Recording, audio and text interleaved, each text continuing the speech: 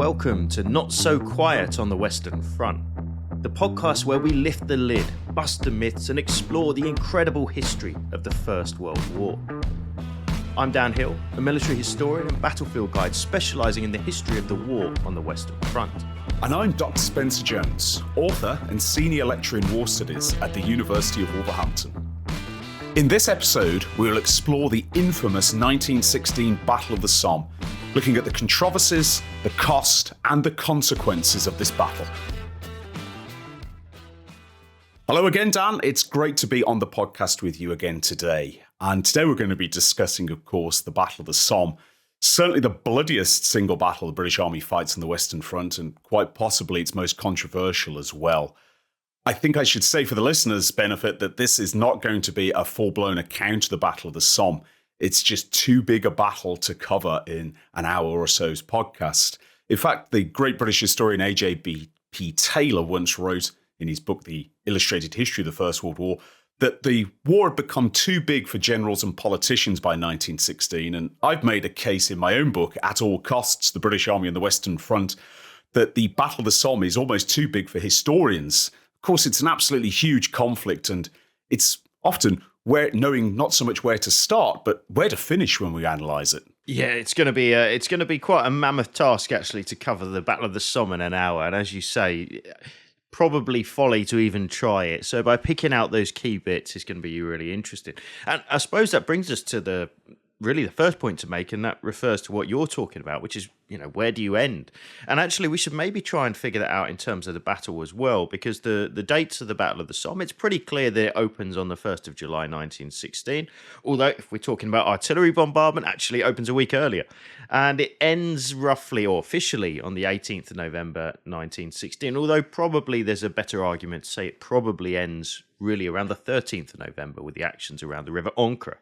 So if we take those two goalposts, I think, to tell our story at least, or to uncover the story of the battle, there's just so many things to pick out of it. But I'm 100% in agreement. Where do you start? Which aspects can you cover? Because there's so much to unpick here. And I think maybe the first one, at least from my point of view, is, how do we get to the Somme in the first place? That's a great question. And for listeners who've been following the series so far, will know that we ended our last episode with the Battle of Loos, a pretty ghastly experience for the British Army that it's difficult to draw much positive from. And you might wonder, well, how did the army go from fighting at Loos to, within a year, fighting at the Battle of the Somme? And the answer in some ways actually lies with what happened at the Battle of Loos, because by the end of 1915, it was clear to the Allies that, to be absolutely blunt, they were losing the war to the Central Powers. The Allies had been defeated on just about every front in 1915. Serbia had been conquered, Russia invaded, the British were withdrawing from Gallipoli, British were besieged at Kut in modern-day Iraq, now then Mesopotamia. Western Front proved impregnable, and there was a serious decision had to be made about how do the Allies conduct the war in 1916, because it clearly wasn't working in 1915. And so at the end of 1915, for the first time, the Allied leaders actually sat down and they made a coherent plan for a coordinated multinational offensive against the Central Powers. Central Powers, of course, Germany, Austro-Hungary, Bulgaria, and the Ottoman Empire. And the assault was going to fall very heavily on the Germans and the Austro-Hungarians, who, of course, were the centerpiece of the Central Powers. The concept that the Allies came up with was known as the General Offensive, an all-out offensive, more or less simultaneously launched by all the major powers. So that's Britain, France, Italy, and Russia. And the date was set to be in the summer of 1916, when the weather's good, the ground is dried out, and also when the Russians could have recovered from the bruising they'd taken in 15, and the British could have built up their strength. And the British contribution to the General Offensive was going to take place on the Western Front. But there was problems with this because the British Army was still growing. It was still drawing on its reserves. It was still drawing on its volunteers, in fact, who'd signed up in 14 and 15, the first wave of which had been so badly bloodied at Loos, but more and more volunteer divisions were coming out. But it was clear that the British Army, despite its growing strength, it was up to about 1 million men at the eve of the Battle of the Somme, was not experienced in the scale of warfare it was going to be called upon to fight. And so the reason it actually ends up at the Somme is so it can fight side by side with the much more experienced and battle-hardened French army. One of the strange elements of the Somme to me, actually, Dan, is that if you break through at the Somme, there's no real strategic objective on the other side. It's nothing terribly important there. It's not like the Battle of Ypres or other battles on the Western Front. And the reason the two armies are fighting side by side is just the junction point for the British and the French is the Somme River, which, of course, bisects the British and the French sectors. And so that's how the British come to be there. And it's meant to be a joint Franco-British offensive where the more experienced French will be the real spearhead and the less experienced British can follow up and exploit the victory. But things take a turn for the unexpected. Yeah, that's true. And just to point on what you say about fighting at junctions, actually, this is something we're going to see again and again across the Great War. So the Germans, ironically, in 1918, when they aimed their Great Spring Offensive, aim it at that same junction between the British and the French. And again in 1918, when we get big attacks in August around Amiens, again, the same thing applies here. It's down in the southern part of the British sector, the northern part of the French sector. So in some ways, it offers great opportunities. In some other ways, it offers a certain weak point. So it's interesting in terms of, why this area is chosen and why these areas are repeatedly chosen.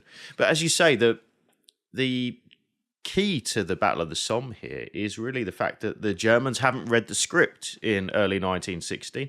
And this is something I think we can say pretty generally throughout the entire story of the Great War, is quite often we'll look at the British or the French or the Allies and say, well, why didn't they change their tactics, or how did they not break through when this thing changed or that thing changed? The truth is, of course, the Germans are not sitting still on the other side of the Western Front for the entire 4 years. Their own tactics and methods are developing and evolving. And in fact, in 1916, against the flow of play, there's a huge attack launched down at Verdun. And this really draws in staggering numbers of French troops. And this becomes a real problem. The French are under incredibly severe pressure down at Verdun. And as a result, the Somme, which, as you said before, doesn't really have any significant strategic objective, actually becomes more significant as a result, because it becomes a great opportunity to actually draw German reserves away from the Verdun fight. And we should say, Verdun here is a staggeringly brutal battle, and no doubt we'll cover it in real detail in the future. But it's worth pointing out, something like 60% of all French servicemen serve in the Verdun sector at some point, and the losses are off the scale. But as a result of this attack at Verdun, the idea being that there is now an opportunity to draw away German reserves to buy a bit of breathing space, if you like, down in that southern sector.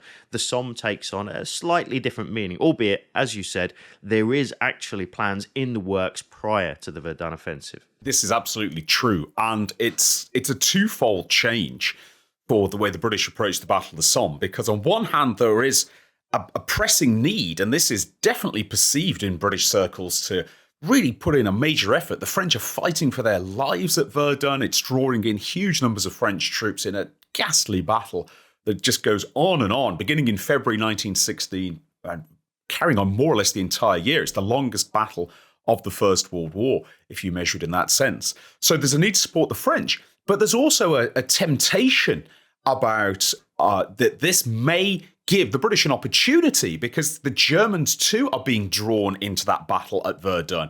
The British know it's costing the Germans a lot of casualties.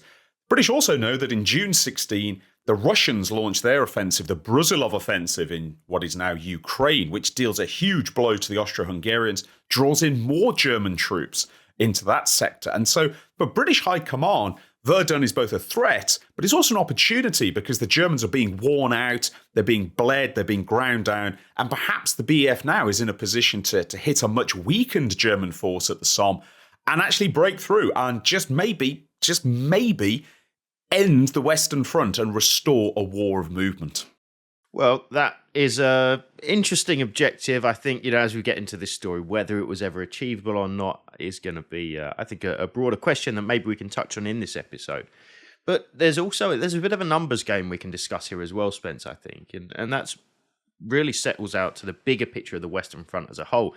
And what we need to remember, and we have touched on this previously, is Britain is not, at least geographically, in terms of the amount of line held, the big player on the Western Front. Certainly not in 1916 and definitely not before that. The Brits hold maybe 25% of the Western Front, the entire frontage of the Western Front. The French hold well over 50%, and then a small Belgian contribution up to the north as well. The point here is the Germans hold 100% of the Western Front and a good old chunk of the Eastern Front as well. And from a purely numbers perspective, there's only so many troops available, and they have got to be brought from position to position in order to kind of plug those gaps or to reinforce their own assaults and offensives. And actually drawing many troops away from, for example, the Verdun sector has the opportunity to weaken other parts of the line. We hear about this, we could follow this up with the Fromelles offensive, the same place we studied when we were looking at in our last episode. Again, another disaster, which is perhaps a story for another day. But the numbers are really key here. They are. This is ultimately a war of attrition, and it has been identified as a war of attrition quite early on, as early as 1915. British and French, and indeed Russian analysis of the war has seen that the way to win it is ultimately to overwhelm the Germans with sheer weight of numbers. The Allies can bring more troops and more material in the long run than the Central Powers can. The Germans are aware of this too. In a long run, a long, grueling attritional war does not suit the Germans. But the problem, of course, is that the Germans are very good. They're still extremely strong militarily and, to an extent, economically in 1916. The German army has had a terrific year in 1915, winning victories on Western and Eastern fronts, and it's still in a strong position at the start of 16. But by the time of the Somme offensive in June and into July 1916, the German army is perhaps being pulled in a little bit thin. It's heavily committed at Verdun. It's heavily committing on the Eastern Front, where the Russians are launching an offensive. It's having to thin its defences in other parts of the Western Front in anticipation of needing reserves to go elsewhere. And the numbers game, for the first time probably since the war began, starts to look favourable for the British. And from a British perspective too, there's also this aspect that the British army is now the largest it has ever been in its entire history. As I mentioned earlier, about 1 million men under arms by 1916. The British Army in France is the largest concentration of British citizens outside the city of London in the run-up to the 1st of July 1916. And so with this vast force, with the Germans seemingly spread thin, you can understand why optimism is quite high in parts of the British Army. Yeah, definitely. And this is one of the things that is fascinating about the Somme battle. There is possibility if that breakthrough can be achieved. Now, this comes back again to the same problem that's faced at the Battle of Loos here. The real issue here, particularly in the Somme region by 1916, is that the Germans have been there since 1914, and they've adopted a defensive posture really since the lines have settled down in this sector. We should mention here that the Somme is not a big name in 1915. It's not even a really big name in 1914. In fact, if you were to turn up there in late 1915, you'd be seeing it as what was known as a cushy area at that time, a quiet sector when it's finally taken over by the British.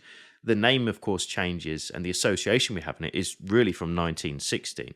But the Germans that are in the area have been there for a while, and being there for a while, they are not sitting still. They're digging deep defences, they're revetting their positions, they're scientifically placing their machine guns. And so despite the fact they are limited in numbers and they don't really want to call on these reserves, but they have really fortified their own defensive positions. And this presents the Brits and the French as well, we should add, with something of a conundrum. How do we break that famous trifecta of issues that are related to any assault on the Western Front? And that's quite simply machine guns, artillery, and barbed wire. Yes, the trifecta of problems has been puzzling and frustrating the Allied armies really since trench warfare began in earnest at the end of 1914. How do you break through this unique interlocking defensive system? Because unless you destroy the barbed wire, your infantry can't get to the trenches. They'll just be held up in front of it. But if you devote all of your artillery to destroying the barbed wire, the enemy machine guns will continue to fire at the infantry and mow them down, as we discussed in our 1915 episode. But if you divert your artillery to destroy the machine guns, well, what about the enemy artillery? Because they're distant and they're firing into no man's land. They're raining down high explosive and shrapnel on your infantry. So you have to divert fire onto those. So there's three key targets to engage. The British had tried hurricane bombardments in 1915, with some success, it has to be added, up until they ran into a much more sophisticated German defensive system at Ober's Ridge in 1915. And from then on, they've relied on prolonged, methodical bombardments that try and destroy each target in turn. The problem with that is it's slow, it's resource intensive, it removes any possibility of surprise, it gives full indication about where the attack is going to fall. But if you don't do this, if you don't take a methodical approach, you can't guarantee you're going to breach the barbed wire, let alone suppress the machine guns and knock out the enemy artillery. And in the summer of 1916, the British view on this, drawing some lessons from the Battle of Loos, is we need lots more guns and we need lots more ammunition and we need a longer bombardment than has ever happened before. At Loos, to make up for obsolete guns and lack of ammunition, the British had used gas with some effects, but generally not enough to turn the tide of battle in their favour. But at the Somme, for the first time, really, in the First World War, the British now have a real mass of artillery. Over 1,000 guns are now at the British Army's disposal. And it gives the Army a lot more confidence that this time it's going to work. This time, with this weight of fire, we really can smash the German defences into rubble and ruin. But as you've already alluded to, Dan, the German defences at the Somme are something completely different to anything the British have faced up to this point.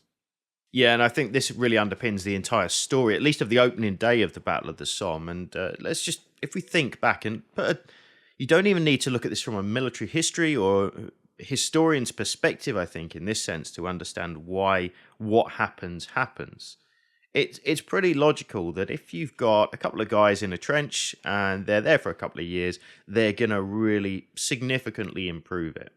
And one significant improvement will be to break down into that substrata of geology that you find on the Somme, which is chalk, and to get down and to dig underground fortifications, underground positions where you can really be sheltered from almost all shell fire, certainly everything but the very, very heaviest shells. And as a result, you can escape pretty much what goes on the surface. Not to say it's going to be a comfortable experience, but you're going to be alive at the end of it. And this is one of the things that the Germans do very well in this area. They've got plenty of time. They've got plenty of ability to construct these deep defenses, deep underground, as well as deep in terms of depth behind the lines. And you can pretty much become impervious to most things in terms of shell fire. And that's going to be a problem throughout the entire battle. We should also mention here, Spencer, as well, the offensive options are fairly limited. And one of the reasons that is, we do have lots of numbers, but do we have the ability within those numbers that are coming in? Because, of course, there are a lot of Kitchener troops coming into the fight for this battle. In 1915, at places like Neuchâtel, the regulars were able to use different tactics and use more advanced tactics, things like night attacks and section advances, and devolve those kind of tactical elements down to a much lower level. You simply can't do that with brand new Kitchener troops. No, you can't. And the fact that by the end of 15, as you mentioned last episode, the regulars are gone. The experienced Indian army has left the Western Front. It's gone to Mesopotamia. Everybody now, apart from some territorial troops who might have pre-war training, everyone now is a Kitchener volunteer. And lots of these men have received little training. A lot of artillery, of course, the artillery is also Kitchener volunteers. Some of them haven't actually fired their guns before they arrive in France. They're not used to live firing. And it's not just individual soldiers who are inexperienced. The entire apparatus of the army is inexperienced. The staff officers who have to write the orders are inexperienced. The logisticians who make sure supplies go up and down to the front line are inexperienced. Everybody is inexperienced. Nobody has seen action on the same scale as the Battle of the Somme. Yes, there are veterans of the battles of 1915. Yes, veteran divisions from Gallipoli arrive. But the Battle of the Somme is a much bigger battle than anything the British Army has fought up until this stage. And so you've got a dangerous combination, really, starting to take shape. You've got a very large but inexperienced and in many cases quite poorly trained British army facing a German army which has not yet been broken, has been blooded in its own way, but is certainly still an extremely formidable force, probably the best army in Europe at this stage. And that German army is dug into some extremely sophisticated defences on the Somme. You can see there's a recipe for a looming disaster coming here, but there's not really any other option the British have in 1916. They have to use these troops. They have to fight alongside their allies. They can't simply turn around to the French, fighting for their very national life at Verdun and say, sorry, we're going to need another year. They have to make a serious commitment here, and that means the inexperienced Kitchener troops have to do the best with what they've got. And I think the British High Command sees a way of compensating for this inexperience by launching this absolutely enormous bombardment that precedes the battle. Yeah, and it's high stakes, no doubt about it. There's an element of all eggs in one basket here and relying pretty much exclusively on the artillery to do the job. And as we find out on the 1st of July, that job simply isn't done. But we can also boil this down, I think, for the guys listening here to understand exactly what needs to happen in order for success to be made, even just first line success. And we can look at what's known as the race to the parapet. And it's a pretty simple equation. It's a pretty simple equation throughout the entire Great War if you break it down to its basics.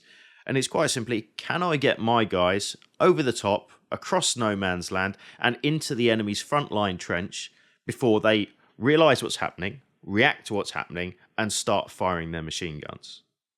Well, if you get halfway across no man's land and the Germans react to it and they start firing their machine guns, guess what? You're going to lose. If the Germans realise what's happening and they get out of their trench and you're already at their parapet, well, okay, you've got a pretty good chance of winning here. So how do we cross that area of no man's land? What kind of elements can we bring in to make this race to the parapet something that can be won? And there are many different things. And I've done this on the battlefield with loads of groups before, and I've taken people around to the battlefield. And you can stand on a specific spot. You can look at the area around you and say, well, how would you do it? And you get all of these ideas come up. People say, well, we'd crawl out into no man's land and we'd sneak forward in the night. Okay, that's a possibility. Or we'd launch gas and we'd move behind a cloud of gas. Okay, but we know that doesn't always work, a la the Battle of Loos. Well, we'd move around the flanks. Well, unfortunately, it's a 400-mile long front line. There are no flanks. If you go moving left, you're just hitting somebody else's front line. And we could use mining, perhaps. And mining is used on the 1st July and undermining key enemy positions. But that's a bit of a one-trick pony. You can't do it again the next day. It takes 6 months to dig the mine. All of these elements are considered. But one of the things that really hamstrings the British on the opening day of the Battle of the Somme is the scale of the advance.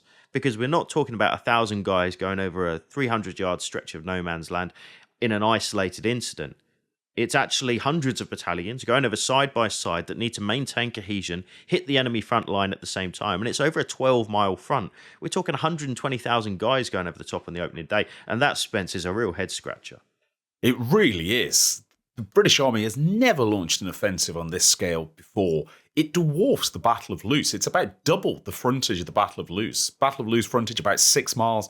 The assault on the 1st of July about 12 miles. And that doesn't include some subsidiary operations that occur at the edges. How do you coordinate this vastly inexperienced army? It's brave, but it's inexperienced, it's ill-trained, on an enormous front against such a determined opponent as the Germans. Well, there is an answer to this, and this actually comes from General Henry Rollinson. Rollinson is the commander of 4th Army, and he's in overall command of the Somme offensive. It's down to he and his staff to actually plan how this complex attack is going to be launched. And Henry Rollinson's a really interesting figure within the British Army, largely forgotten outside the world of First World War studies now, but he's an extremely dapper, very wealthy, highly intelligent officer of the pre-war army. And he'd gone to war, actually, in 1914. He'd planned most of the major offensives in 1915. He was known for his cleverness, and he was certainly an intelligent analyst of the battles. But he was also a bit of a slippery character. After the Battle of Neuve-Chapelle, which he'd planned in March 1915, he tried to scapegoat one of his subordinates for mistakes that he himself had made, and he got found out. He was very nearly sacked because this was a disgraceful action for a senior officer to scapegoat unfairly a subordinate. But he was actually saved by the direct intervention of Douglas Haig, who spoke up for him and essentially saved his career. And ever after that, it's difficult not to believe that Rollinson knew he had a certain obligation to Haig, who of course in 16 was now the commander-in-chief, was his boss. But Rollinson was not unintelligent. After the Battle of Neuve-Chapelle, he actually drew up a document in which he outlined how he believed the British should assault trenches from now on. And he gave it the shorthand, bite and hold. And in Rollinson's view, the best way to get your men across the parapet, out of your trenches and into the German trenches before they made it to the parapet was you had to concentrate everything on the German front line. Blow it to pieces, keep the artillery firing on it till the last second, allow your infantry to get into that German front line, and then tell them to stop. They weren't going to go any further. They'd occupy the blown-out German position. They'd consolidate on it. They'd fortify on it, because Rollinson knew German doctrine always insisted there was an immediate counterattack. If you've consolidated that captured front line, the Germans will counterattack you, but now the roles are reversed. Now they're assaulting you in a consolidated trench. They're running into your machine guns, your rifle fire, your artillery fire, and you can shoot them down, mow them down, inflict a lot of casualties, stop their counterattack, take a pause. Rollinson thought 2 to 3 days, maybe a week, and then do it again and capture the next piece of German trench. So bite, hold, and you keep doing that on a large scale over a long time, you'll eventually chew your way through the German position.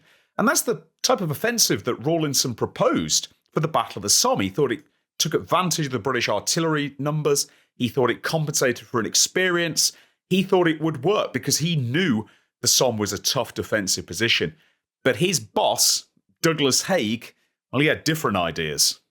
Yeah, and as you were describing that, I was just thinking about some of the issues that come up around that as well. And we'll understand that Haig has greater ambitions for the Somme, and we could argue as to whether Rollinson's idea is going to be effective. Bear in mind, we're not looking to make some great breakthrough with the final objective being Berlin here. Really, the key is to draw in German troops, draw away reserves, if possible, capture some key logistical positions, perhaps the town of Bopham in the distance, and chew up some German internals and their logistics system. But one of the major issues with bite and hold, and I know I'm kind of sidetracking here, but I like it, it's fascinating to me, is looking at the enemy reaction to bite and hold. As you rightly said, German counterattacks. There's that famous phrase, 3 things certain in life: death, taxes, and German counterattacks. Absolutely true. I'm definitely with that one. But one of the things we need to remember as well, of course, in capturing the enemy frontline trench, it's not as simple as it sounds. You're not now in a perfectly defensible position because trenches are one-directional in 1916. They've got a fire step dug into the front of them, which means you can shoot over the top. They don't have a fire step dug into the back of them. So the first thing you need to do once you capture that trench is you need to reverse it, i.e. you need to dig a step in so you can shoot over the other side of it. So there are problems immediately there. Time is required. And the second thing is the German gunners have almost exclusively registered their own frontline trench positions, which means they can be incredibly accurate with dropping shells into their own trenches had they happen to be captured. So there are a couple of major issues that you got here. As it turns out, there's, I think, what you might call, Spence, an unhappy compromise between the bite and hold tactics and the, if you like, the broader aims of Haig himself. There is, because Rollinson submits this bite and hold proposal, modest advance supported by massive artillery, but Haig doesn't like it. And we haven't really talked about Haig yet in the podcast. I'm sure we'll look at him in depth as we go along. But one thing to say about Douglas Haig is he remains a hugely controversial figure. Still a debate about whether he was a fine commander or a disastrous one. But at the Battle of the Somme, it's his first time in command of a really big operation, indeed the biggest battle in British history. And I think in the run-up to this, we see one of Haig's great weaknesses as a commander, and that's that he's an optimist. But more than just an optimist, I think he's a compound optimist. The moment he gets some indication that something's going well, he doubles it. And small indications that are favourable to his interpretation grow enormously in his mind, and they quickly overwhelm any doubts or any pessimism. And it goes back to what we were talking about at the start of the podcast. The situation seems somewhat favourable for the British. Germans are locked in battle at Verdun. They're facing a major Russian offensive in the east. They're under pressure. They seem to be being worn down, and perhaps the British can launch a really daring offensive and break through. So Haig has that as an optimistic aspect. And also he's drawn a different conclusion from the battles of 1915 to Rollinson, whereas Rollinson sees the difficulty of going beyond capturing that first line. You run into fresh German troops, you get counterattacked, you get knocked about. Haig sees that if the first line's overrun, there's also confusion in the German side, and he wants to exploit that chaos and try and get as deep into the German defensive position as possible. And so he rejects Rollinson's plan and asks him to be a lot more ambitious. Now, Rollinson's nickname in the army is the Fox. Though that nickname has a slightly different meaning in the First World War to how it does now. To be called a fox in the 1910s, 20s, 30s, or even the 40s is very double-edged because it means you're attractive, you're clever, but you're also sly and you're untrustworthy. You're slippery. And Rollinson fits that description perfectly. And Rollinson writes in his diary, I expect I'm going to have a fight with Haig about this. Haig rejects the plan. And Rollinson doesn't fight Haig at all. Instead, he just compromises on this plan instead. So he agrees, rather than trying to capture just the German first line, he's going to try and go much deeper into the German system. But he doesn't position reserves to exploit breakthroughs, which is what Haig really wants him to do. It's clear Rollinson doesn't really have any faith in this assault. He doesn't think it's going to work. And so you get the worst of both worlds. There's no situation where the British can really exploit a breakthrough if it occurs. And by attacking both the first, second, and even the third German line in places, the British Army is going to fatally dilute its artillery fire. Yeah, and there's another problem which I think we could probably bring into the mix about now, which I think underpins a lot of the issues. Would have been an issue under Rawlinson's bite and hold, no doubt. It certainly is a larger issue under Haig's more ambitious plans, and that's quite simply communications. Because we're in a real strange crossover period in 1916, Spence, in terms of communications on the battlefield. We've got some modern technology in terms of machine guns and artillery and aircraft and all of these kind of things. But there's also a big problem with the scale of the battlefield and communications related to that. Because, yes, we've got phone lines, but guess what? They get cut in artillery bombardments really quick. We've got runners, or we've got semaphore. Try waving a couple of semaphore flags above the front line and sending messages back and see how long you're going to survive on the Somme in 1916. So messages become slow, but the battlefield and the actions on the battlefield themselves speed up.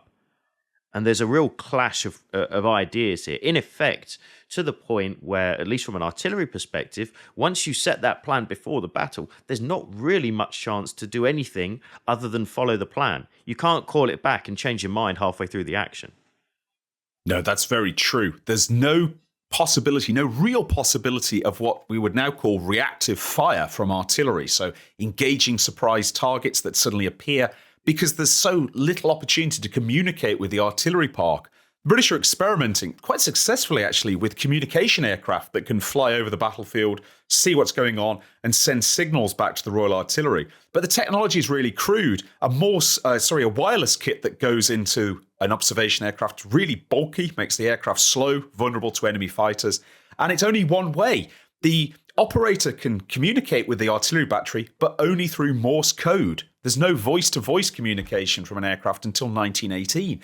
And so it's really difficult to actually get information down to the gunners. They can't fire on targets of opportunity. So if you're an infantry battalion at the Somme, British Infantry Battalion, and you've captured part of the German trenches, and you can see that inevitable German counterattack is forming up a mile away, you can see them in the tree line, they're coming for you, and you think, wow, we really need some artillery fire to support us here.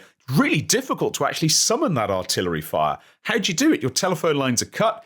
You can try and carry out signals. You can launch flares. You can lay down markers on the ground for the aircraft to see. You can send a runner back. None of these methods are reliable at all. People often joke or make a humorous reference to the fact that pigeons are used so much in the First World War. But guess what? Messenger pigeons are actually one of the better ways of communicating.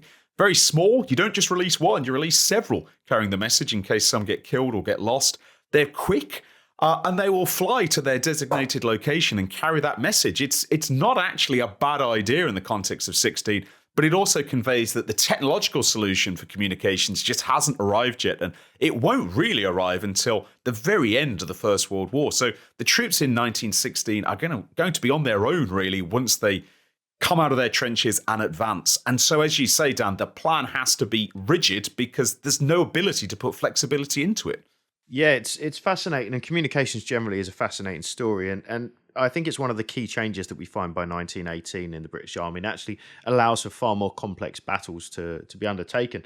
The pigeon account that you mentioned as well always sticks in my mind. There's a famous photograph of a pigeon being released from a tank the kind of old and new, which is fascinating. It happens on the Somme, in fact. Of course, the frustrating thing with pigeons is once they've dropped the message off, they're not kind enough to fly back afterwards. So they'll only go in one direction, which again provides other issues. And then if we consider tactically with the story on the ground, we're also still in something of a crossover period as well here, Spencer, before we get into the action on what actually happens on that opening day. And that's that there isn't a huge amount of devolution of responsibility on subunits within the battalion. So company commanders down to platoon level and so on and so forth. And of course, famously or infamously, we find on the 1st of July 1916, there are going to be incredibly heavy casualties very early on, disproportionately weighted towards the senior officers within a battalion, and that's going to cause havoc on the battlefield. Yes, it is. And goes back to the matter of the fact that the army is not as well trained as the pre-war army.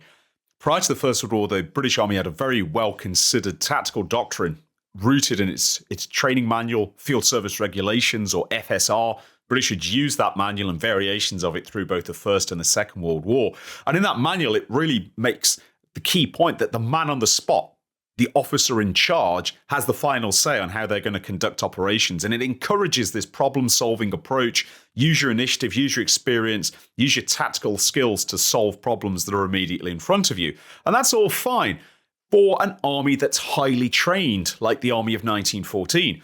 But by 1916, that highly trained army is gone. The officers who are leading the army in 1916 are often temporary gentlemen, just bright young men, or in some cases not so young men, of the right character, of the right stamp, who've had very limited training in officers' duties, and they don't have the tactical experience to actually solve these problems. In fact, there's an account, in many ways a sad account, that's produced during the Battle of the Somme, from which I actually took the title of my book on the Battle of the Somme, and it's At All Costs, the British Army on the Western Front, 1916. And the quote, "at all costs," actually comes from Major General, I should say, Ivor Maxey, who's commanding one of the best divisions on the Somme, 18th Division. And he comments that the Army of 1916 is not like the Army of 1914 that could be given a broad task and it would work out how to solve it. Instead, if you tell a Kitchener unit to do something, it will try and do it at all costs. But it won't try and come up with a new way of doing it or an innovative way of doing it. It will just keep on doing it until eventually it gets destroyed.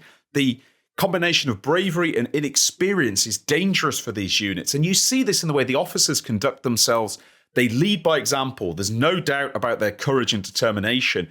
But in absence of tactical skills and training, they can't really do much else. They go forward with the men. They lead the men forward. But it leads to horrendous officer casualties on the first day, and indeed beyond in this battle. Yeah, and even within that, they're kind of hamstrung as well, because there's a time schedule and a time scale to be kept by units to their left and right-hand side, and so this advance needs to go on. There's a famous account in the centre of the battlefield of a battalion of the Middlesex Regiment, who are going over the top on the 1st of July. They're going over the top with, of course, units attacking to their left and to their right. And their battalion commander, a man by the name of Edwin Sandys, is quite famously vocal the night before the offensive. And he says, look, my sector's really not looking very good here. I can't see how we're going to make any headway. I think we're going to really struggle. And the brigadier in command of that particular section of the line says, yeah, I kind of see your point. But you've got a unit attacking to your left and you've got a unit attacking to your right. And if you don't go, both of their flanks are open. And as it turns out, I think one of the real tragic stories, actually, of the Battle of the Somme, Sandys and his men do go over the top, just off that famous Roman road that bisects the battlefield. And Sandys is hit in the knee or the legs or the knee, I forget which, very early on. And he's left to, on the ground, watches his battalion advance into a hail of machine gun fire and get chopped up into pieces. And tragically, Sandys actually comes back to the UK and writes a letter from memory. I think it's the Imperial Hotel in London. Sometime after the battle, as he's convalescing, and he says, I should have died on the field with my men that day. I haven't had a decent night's sleep since the 1st of July. And he says, I've come here to London to end my life. And he does. He commits suicide, dying a few days later of the wounds inflicted by a gunshot to his own head. And his story is kind of swept under the carpet back home at the time. It's lost in the horrendous reports that are coming back from the front line of the 1st of July. But Sandy's undoubtedly, in my mind, is a casualty of the Battle of the Somme. And, there were just so many on that day, Spencer. We talk about the 1st July 1916, and unsurprisingly, there's a huge weight when we talk about the Somme on that opening day. It is a longer battle than that. Things do change. There are even some positive outcomes in the southern sector, at least, of the Somme battlefield on that first day. But the overriding story, of course, has got to be the losses that are met, particularly in the northern part of the battlefield.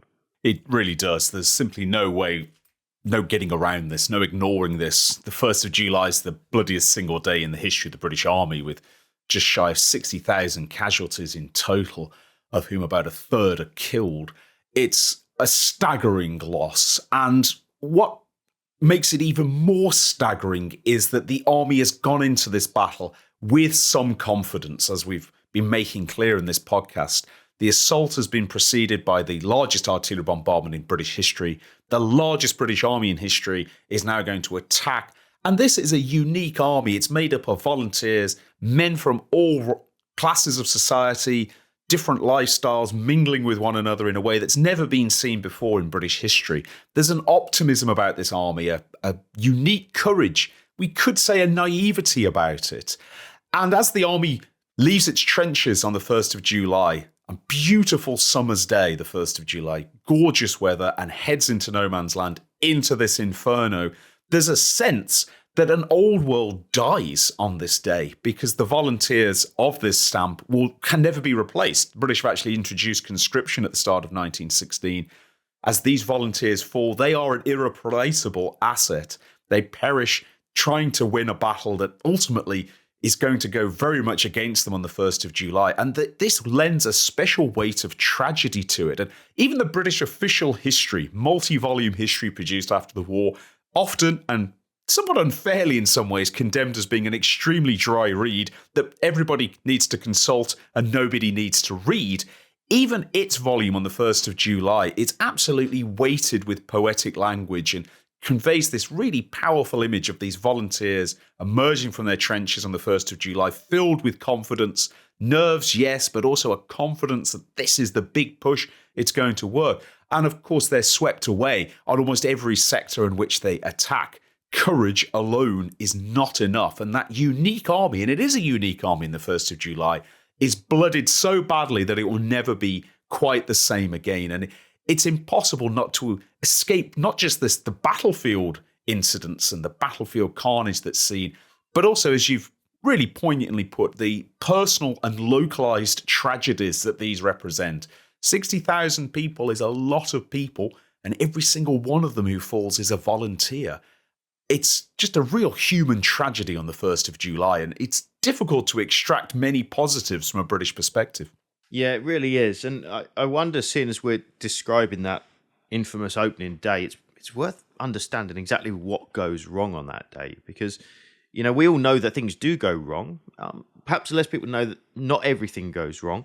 But what's the fundamental reason, Spence, for the failure of large bodies of troops on the 1st of July to break through that line and actually gain the enemy positions they're aiming for?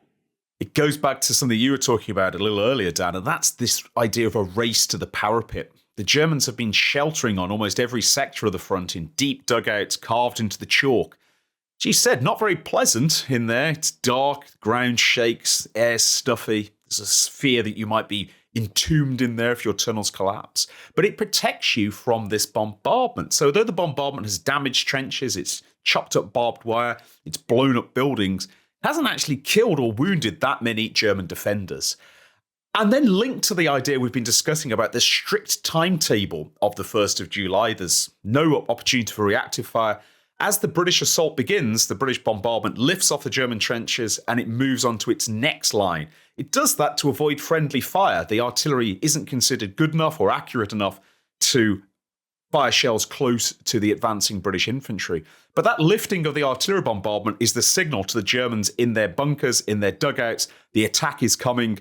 go, go, go. We've got to get to the parapet and man it, man our machine gun nests because the British are coming. And that's what happens.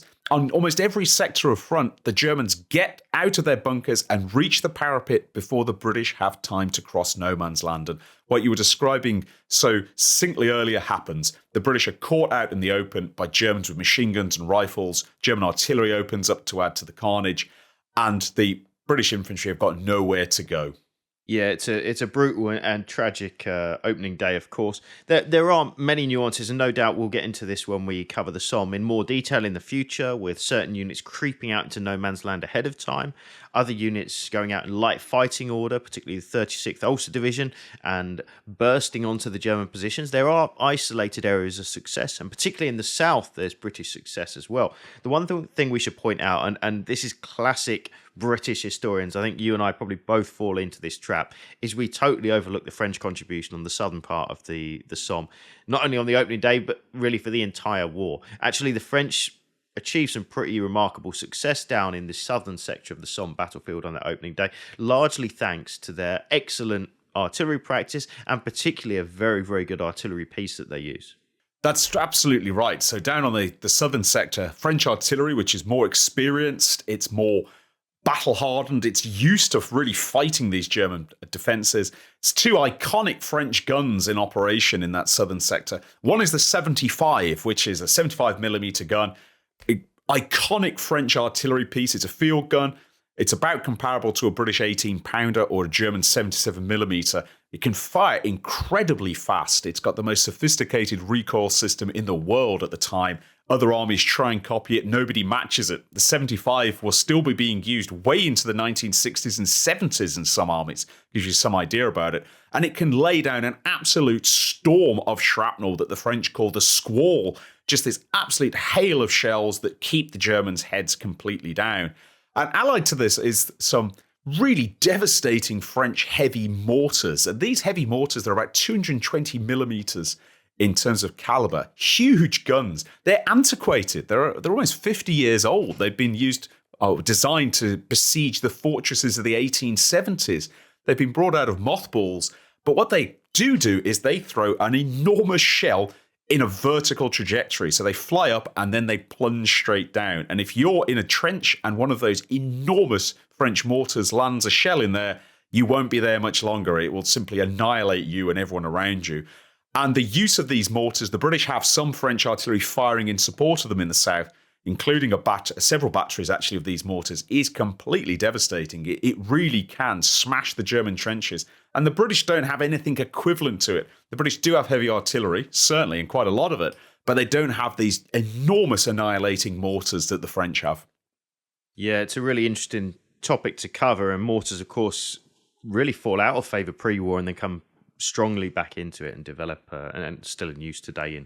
In fact, I think, Spencer, I'm right in saying one of the most deadly weapons on the entire battlefield in the First World War. Is that right? Yes, it is. Mortars and artillery are working in tandem, working together, prove the deadliest type of weapon. Even in trenches, if you're under a very heavy bombardment, especially if high explosive, it's really difficult to survive. And if you're out in the open and you're being hit by absolute hails of artillery, then there's nowhere for you to go. In fact, almost counterintuitively, the best thing for you to do is just keep going rather than be pinned down under that fire.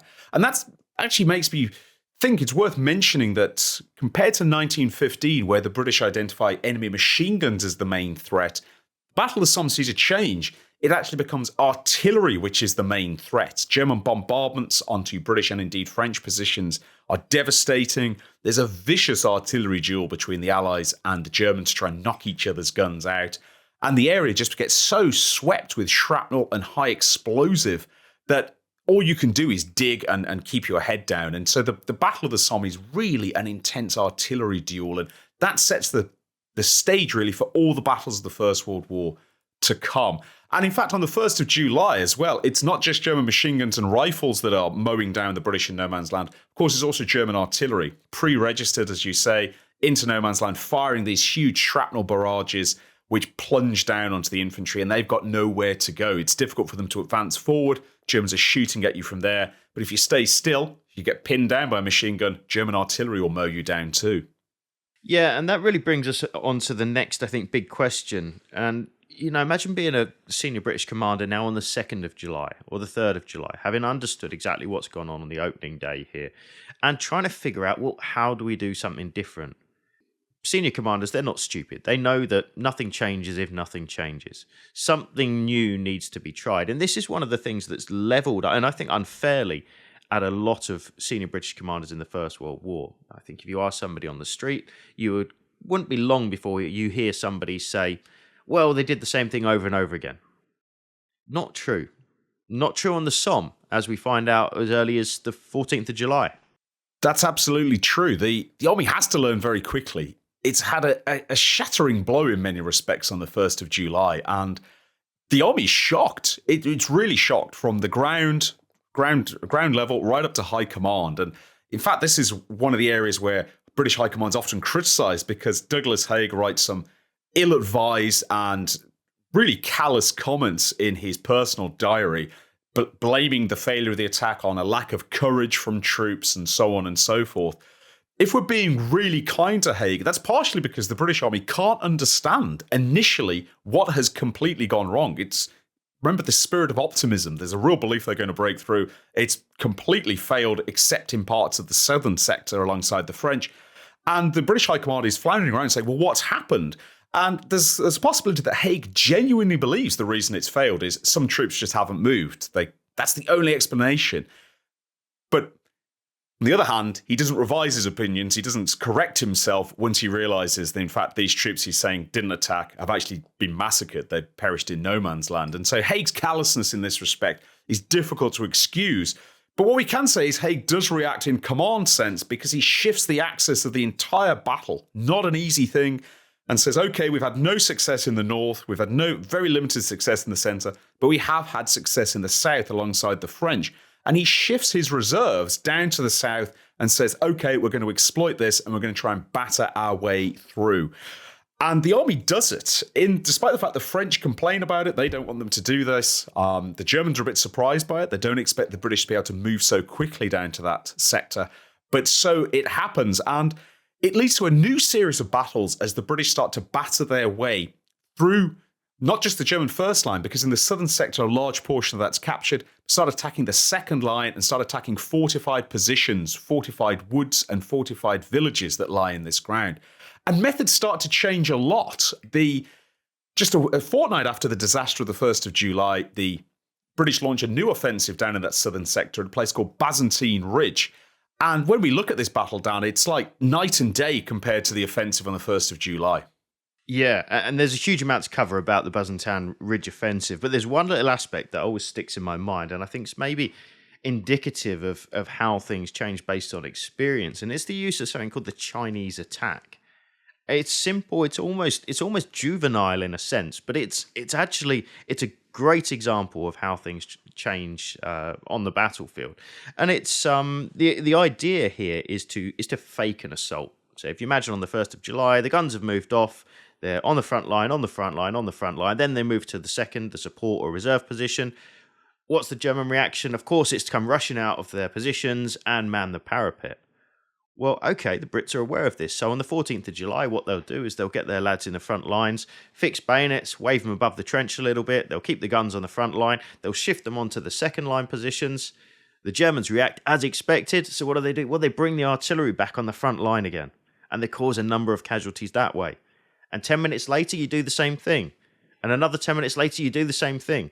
It's the boy who cried wolf on the Western Front.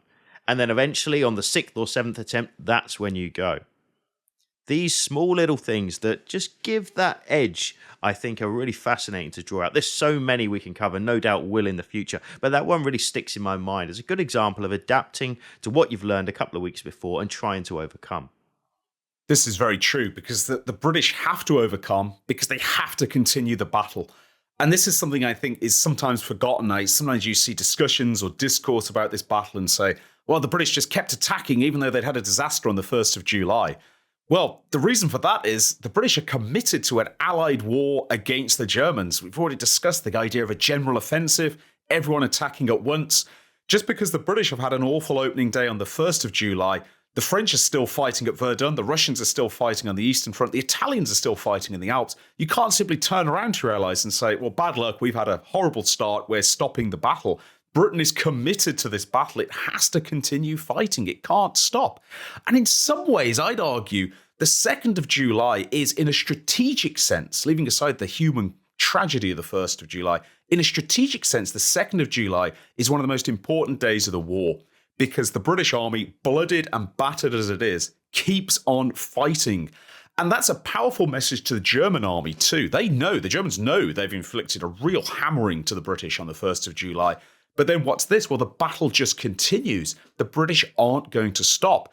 And when we say British as well, perhaps we should have said this at the head of the episode, we're actually referring to the British Empire. It's Canadians, Australians, Newfoundlanders, South Africans, Indians in this battle as well. This is the full might of the British Empire is now being thrown against the Germans in a way that just wasn't possible in 1915.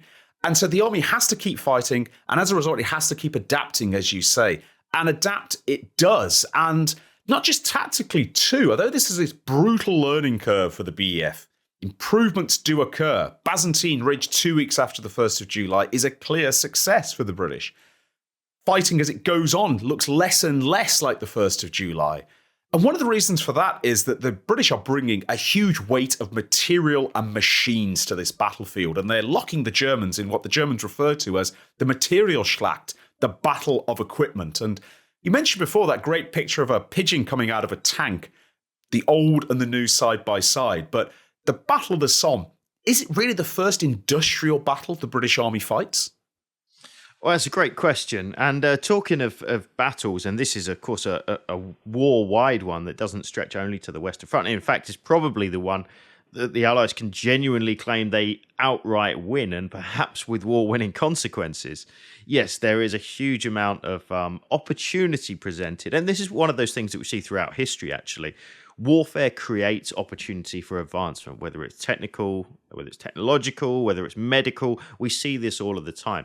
And 1916 is a great example for that. You can imagine Douglas Haig and Rawley and these senior commanders are still scratching their heads around September time. They're realizing they're getting caught up in these woods that are originally behind the German lines and are now proving very tough nuts to crack. The ground is getting torn up, so it's hard to maneuver across. Troops are tiring. The Australians have been brought in, and they're trying to reinvigorate the battle. And by the 15th September, there's a new opportunity, and that's to bring in this brand new bit of technology, the tank. Quite literally the first time it has seen action in the history of warfare. And it's a bit of a mixed reaction, really, Spence, isn't it? There's something like, I don't have the numbers to hand, it's something like 40-odd tanks are going to take part in the first engagement. Something like 30-odd are going to maybe make it to the start line, but I think only 2 are going to reach their objective and come back again. One of which, by the way, is named Fray Bentos, which I think is a fantastic name because it's named after the corned beef of the time. Quite literally, it's a tin can full of meat, which is reasonably representative of the tank itself.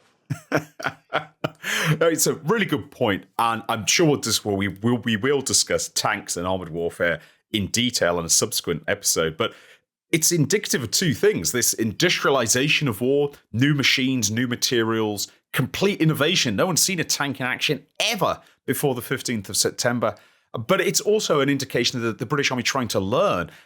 The tanks originally come as a solution to dealing with German machine guns. It's been designed and engineered in record time from a concept to an actual fighting vehicle in just over 18 months is absolutely remarkable innovation and design work. Its performance on the Somme, encouraging, I think we can say. Certainly the British see potential in it. They order a lot more. The Germans don't see a lot of potential in it. They're not really that interested in developing their own tanks. But the fact that the British are calling on these new weapons, are calling on these new materials, are trying to find a way to unlock this, gives a lie to a point that you made earlier, that the generals just don't learn. In fact, the main criticism of the use of the tank on the Somme is, of course, that it was used prematurely, that it would be better to have built up a really big fleet of tanks, as some commentators recommended at the time, notably Winston Churchill, who in some ways had been an architect of the tank by assigning money for its development in 1914. But for the British on the Somme, they really want to try and use everything they've got to win that battle now, that's happening to them now. And so the tanks are deployed, these, in many ways, very primitive machines, but an indication of how quickly war is innovating at this time. And to use them in September, even in limited numbers, I think there's 32 go into the original attack. And as you say, 2 actually reach their objectives. To use them at this time is indicative, I think, of something that's, I don't think is really widely known outside deep military history circles. And that's that the Germans are really on the ropes in September 1916 on the Somme. Yeah, and this is, again, one of those fascinating, if you like, counterfactual questions. At what point does the battle really put the Germans under pressure that is unsustainable? At what point does the battle need to come to an end? At what point do the Allies burn themselves out? A lot of this is dictated, I think, by the same problem that affects both sides equally, and that's, of course, the weather. Because the weather on the 1st July 1916, as you rightly say, is nice, warm, 29 degrees or however. Yeah, that's a comfortable day out. The ground has not been particularly churned up. But by September, somebody's turned on the taps and, the ground is getting absolutely soaked. The artillery is churning this place up. And that makes even simple things like moving over open ground or marching along roads extremely exhausting, far more tiring than doing that in a summer month on a well-trodden path.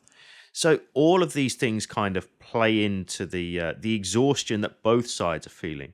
And I always wonder, the Germans are they're really struggling by September, and some senior commanders make the point that, okay, the German army may not be on its knees, but it's certainly lost a really high proportion of its best caliber troops and is unlikely to launch a major offensive for a while after that. But had there been a little more depth in terms of British or British Empire reserves, or had there been a better period of weather for a longer period of time, would anything seriously have changed? I mean, it really comes back, Spence, to that major question. When was the right time to call an end to the Battle of the Somme? That is $1 million question, and I tie it to that point I made about Douglas Haig, that I believe he's a compound optimist. One good thing happens and he doubles it in his own mind, and then that doubles in return and doubles until eventually he's convinced the Germans are on the brink. And in September 1916, the Germans, if not on the brink, they are under intense pressure across the entire front. And by that I mean both the Western Front, the Italian Front, the Eastern Front. Romania is entering the war. It's actually a disaster for Romania. They mistimed their entry into the war completely, but that seems like a really serious problem for the Germans in September 16. Though the Russian offensive in the east has been largely contained, it's not completely over yet. The Battle of Verdun is still raging, and it's clear the Germans aren't winning there. And down on the Somme, the British and the French are starting to really batter their way through positions that the Germans had hoped were impregnable. Thiepval, this immense fortified village, which had been in some ways the absolute anchor of the German defensive line in the Somme. It had been a day one objective. It wasn't taken until September, but when it finally fell, it was a heavy psychological blow for the Germans. In their own propaganda, they had portrayed Thiepval as a fortress city almost, though it's a village, that will never fall. It's impregnable. And when it finally did, it was a heavy blow, surrendering this very strong defensive position. And in September 16, the Germans are getting pushed off ridges and into valleys or into the next ridge beyond. For the first time really in the battle, the British start to get observation on German positions and start to fire into them. Whereas before the Germans have had all the high ground, now the British have got some too, and the boot is on the other foot. And there's been a lot of research done on how bad is it for the Germans at the end of September. The answer's pretty bad. They're not on the brink of total collapse, but they are under severe pressure. There's a real shortage of reserve divisions. They're having to shuttle around reserve troops, not only on the Western Front, but also on the Eastern Front, and to deal with the Romanians and what we might call the Southeastern Front. Morale on the German home front really falls around this time. Everything's looking bad. There's trouble, and we know that things are depressed on the home front because the take-up of German war bonds falls precipitously in the autumn of 1916. And that's, in the absence of opinion polls, it's a good indicator of, do you think Germany will win this war? Yes or no? Yes, invest. No, don't invest. And there's a big drop-off in war bond purchases at the end in this period, autumn 16. As you say, though, the weather comes in. The winter of autumn, the autumn and winter, I should say, of 1916 into 17 is the coldest of the First World War.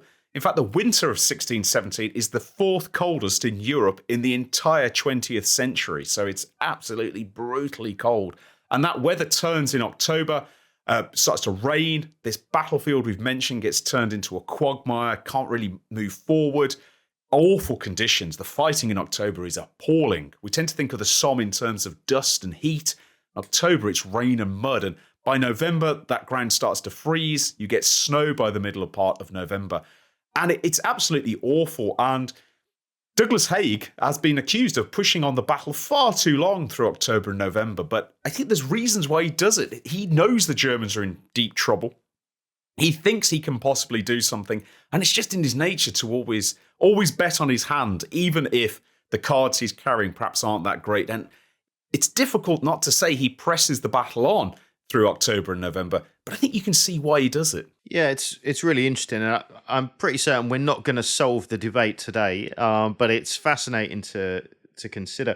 And I suppose maybe I'd like to just round up, actually, as you were talking there, Spence, it was bringing my mind back to the Battle of the Ancre, which takes place on the 13th of November 1916, and sees in many ways some remarkable success. It also, for me, in a sense, encapsulates the entire Battle of the Somme, because yes, it does see success, it does see ground captured, but it sees ground captured that should have been captured, was a first day objective for the 1st of July 1916. That's a very powerful metaphor, I think, for the Battle of the Somme. And the other thing to mention is those guys there on the 1st of July 1916, if they had been back there on the 13th of November, would have no idea they were in the same spot. Because the village of St. Pierre d'Ivion that is captured in November has disappeared. The ground has been churned up, so there's not a single distinguishing feature left on the battlefield. And it's the same lads that are left out there from the 1st of July that the boys in November 1916 are attacking across. They're passing the bodies that have been out there for 4 months. It's absolutely horrific. And there's an account of a man by the name of George Gregory that sticks in my mind with reference to the Battle of the Ancre. He's in one of these leading advances with the 39th Division. He makes it across and captures something like 600 yards of ground, which is really good going. They capture the Germans down into the Ancre Valley, and finally, as you quite rightly said, they can now observe German positions beyond. It's the first time they've done this in the entire battle in this northern sector. He spends 3.5 days in the front line, after which he just says, I was utterly exhausted. And he says in, I think, rather poetic fashion that as he is finally withdrawn out of the front line at the end of the Battle of the Ancre, he finds himself and his platoon in a rail carriage. And he says, I can feel the cold air of Belgium pervading the carriage as we make our way northwards. And, of course, the story is going to go on, but it's going to go on further to the north in the following year, because a lot of these troops, exhausted as they are, as the battle finally winds down on the Somme, are going to be turning their eyes northwards, because Ypres is going to be the focus in the following year. This is absolutely true. The British, in some ways, had never really wanted to fight at the Somme. It just worked there because of this junction between the British and the French, as we've previously mentioned. But in the British military mind, not to mention the British political and cultural mind in many ways, Ypres was the centre point of the Western Front from a British and British Empire perspective. And that would be not... If at first, the next great battle, they'd still be fighting at Arras to come in 1917, but the next really big British offensive would be at Ypres, of course, the next year, in very different circumstances, a different army with different equipment, facing a German army which had adapted and learned from the Somme as well. In a battle, I started this podcast by saying perhaps the Somme is the most controversial battle the British fight, but I think you could make an equally strong case that Third Ypres, or more commonly known as Passchendaele, is even more controversial at the time than the Battle of the Somme is at the time. And that's something we'll be exploring in a future episode too.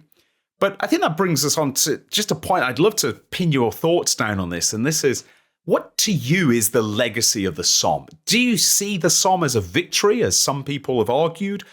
Is it a disaster? Is it somewhere in the middle? What does the Somme mean to you, Dan? Yeah, it's such a tricky question to answer. There's a very good, I should say, documentary that was brought out probably about 20 years ago now, and it's titled, in fact, Your colleague and my former professor have both used the same phrase before: defeat to victory. And I wonder if that perhaps sums up the Battle of the Somme. The thing that I just cannot get myself over, and the same is true in 1917 as well, is but what a defeat. What cost? Yes, the British Army learned lessons, which later on they will employ to great effect, and you could argue to win the war in 1918. They do learn lessons on the Somme, there's no doubt about that. But if you were to ask anyone before the battle, okay, you can learn these lessons, your army can gain this experience, but this will be the cost. Would anybody take that? I think not. Probably not. There were lessons learned, but at a loss level that nobody wanted to experience and certainly wasn't sustainable. So, in my kind of rambling response to your question, is the Somme a defeat or a victory? I don't know. I would add to that my own historian's hat view and say it's complicated.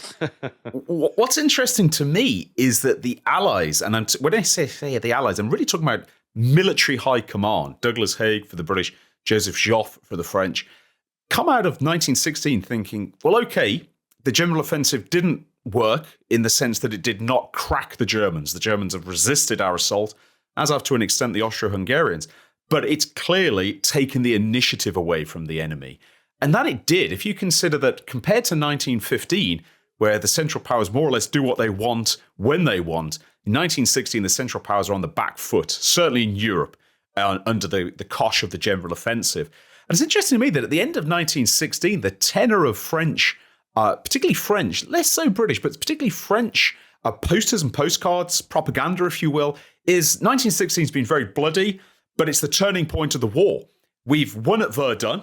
We've held the Germans off at Verdun. The British and the French have inflicted a massive blow on the Germans at the Somme, blooded them. The Russians have inflicted a heavy blow on the Austro-Hungarians. The war has reached its turning point. We could even put it in Churchill's words that he described the Battle of El Alamein as not the beginning of the end, but the end of the beginning.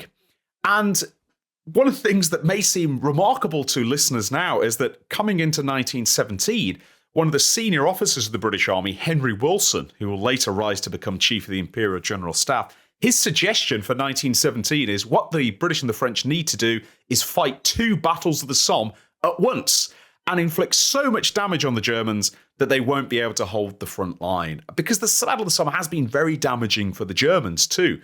Casualties for the Germans on the Somme, always a matter of debate.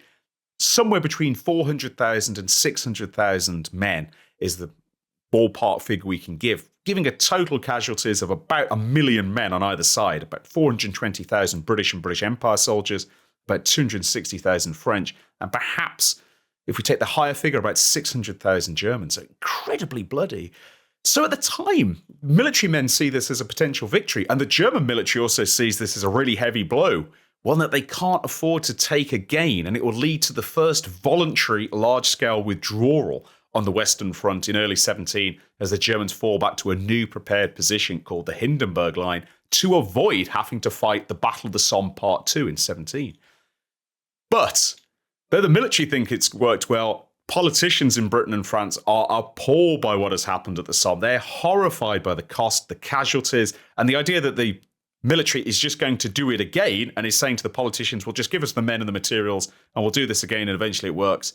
Well, that's going to create a political spasm across Britain and France with lasting consequences for 1917, which I think we can get into a little bit more on the next episode. And when we take away that context, I think, of the fact 1915 was so awful, 1916, at least the Allies took the initiative and took it away from the Germans. If we take away that and just look at the human cost for the ground gained, it's difficult to argue in favour of this battle. Surely there must have been another way. Surely different methods should have been used. But in the grim attrition of a total war, and it was a total war, I think, by this stage, the Allies could afford those casualties. The Germans could not. And so leaving all emotional elements aside, you can make a case that the Battle of the Somme was, as the professor of King's College, William Philpott, has argued in his book of the same name, a bloody victory. But I personally, as a historian, still grapple with the the moral qualification of this, and certainly walking the ground, as I know you and I have done, it's still such a powerful battlefield, and saying out loud on the battlefield, it was worth it in the end. I find it difficult, I have to say. I don't know if you've had that experience on tours too, Dan.